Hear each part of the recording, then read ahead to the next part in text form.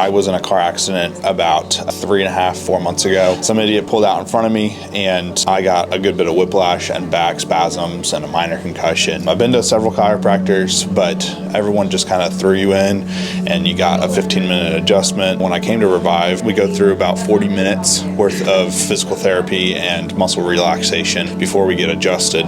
And so it really helps my body really calm down before you get adjusted, because then your muscles are loose and you're not so tight and the adjustment doesn't hurt as much, and it's more beneficial for you when your body's loosened up and relaxed. Breathe. Breathe. Breathe. On your back, face up. That felt good.